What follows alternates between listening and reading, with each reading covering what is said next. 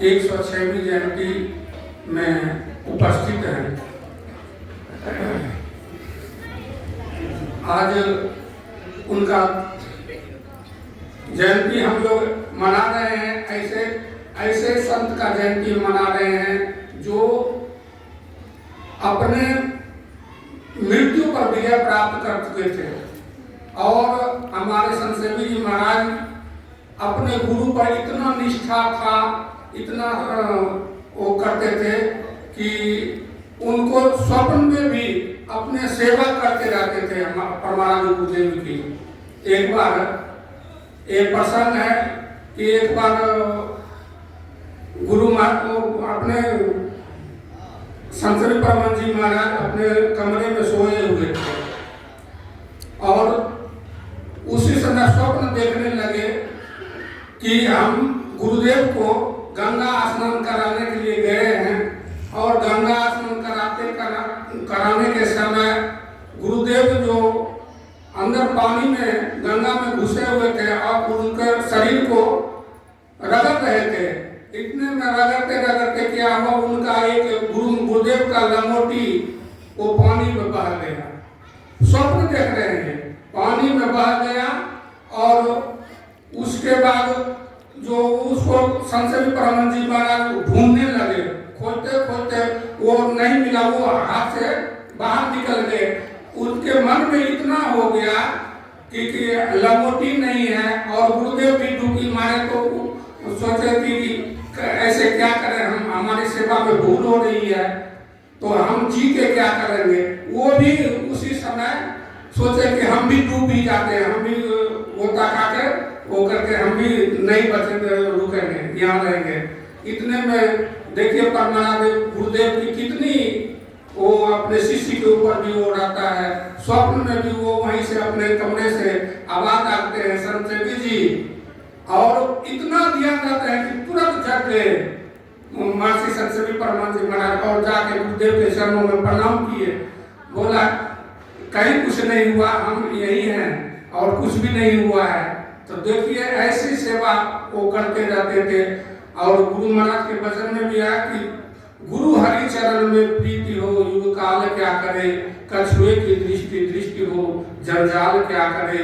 जिनका अपने गुरु के प्रति एक निष्ठ भावना भक्ति होगी, उनका बचाव हर हमेशा गुरुदेव करते रहते हैं, अपने शिष्य का हर हमेशा साथ ही रहते हैं।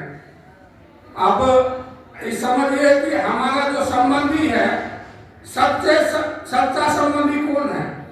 सच्चा संबंधी इस संसार में दो ही हैं, एक आत्मा और परमात्मा का संबंध सच्चा है और दूसरा जो है सच्चा सद्गुरु और सच्चे शिष्य। ये ही दो सच्चे संबंधी हैं। बाकी तो सब जो है बिना आने जाने वाले हैं, कोई वो किसी का नहीं है। लेकिन हम लोग इसी संसार में सब बेटा बेटी पुत्र जो भी है सबको इसी को हम लोग संबंधी मान रखे हैं। लेकिन ये हमारा संबंधी नहीं है। अच्छा संबंधी जो है हमारा वही है सच्चा सद्गुरु और सच्चे शिष्य और आत्मा और परमात्मा का संबंध, यही सच्चा संबंधी है। और एक प्रसंग और मैं छोटा सा सुनाऊंगा महर्षि संतसेवी परमानंद जी महाराज के कि एक बार अयोध्या से एक रामायण जो थे वो रामायणी गए थे भागलपुर। तो वहाँ जब भागलपुर उनको सुनने में आया कि यहाँ भागलपुर में कुप्पा घाट में एक अच्छे संत हैं, आश्रम है, वहाँ जाना चाहिए, उनके मन में हुआ। तो वो 2-4 मिल के आए, यहाँ कुप्पा घाट आए। कुप्पा घाट आने के बाद उस समय पूज्य महर्षि संतसेवी परमानंद जी महाराज ही थे।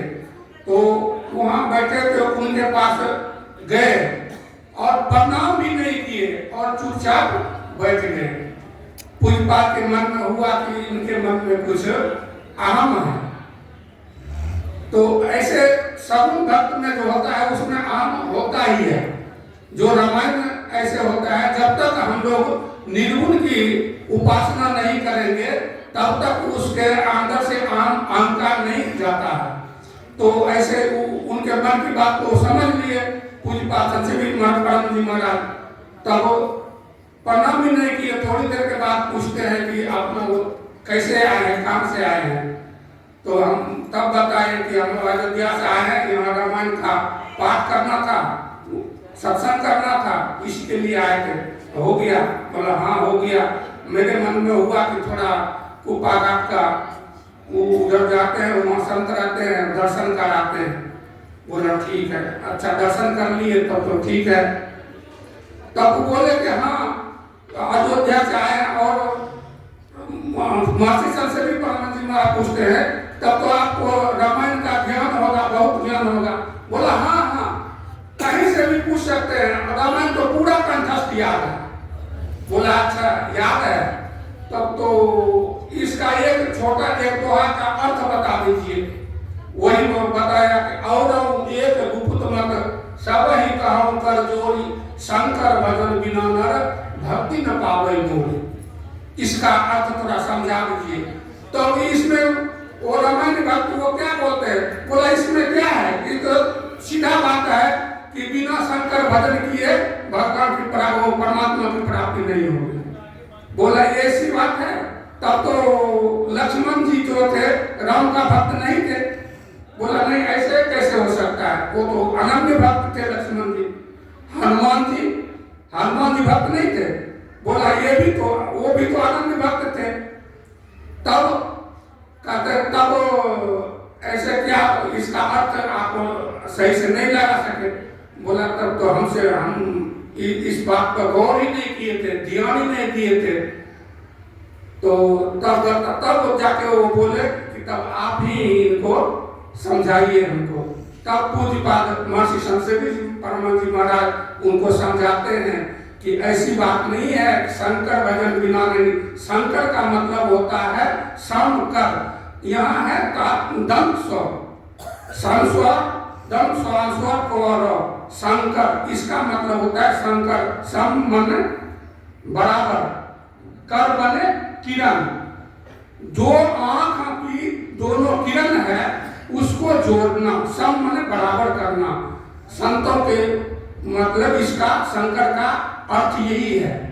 शंकर भजन बिना नर शंकर बिन भक्ति न पावे मोर।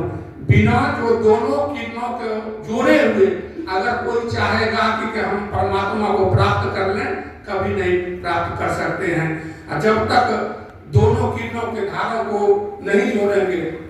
और गुरु महाराज के वचन में भी है, निजतम में खोज सजन बाहर खोजना, अपने ही घर में हरि है अपने में खोजना।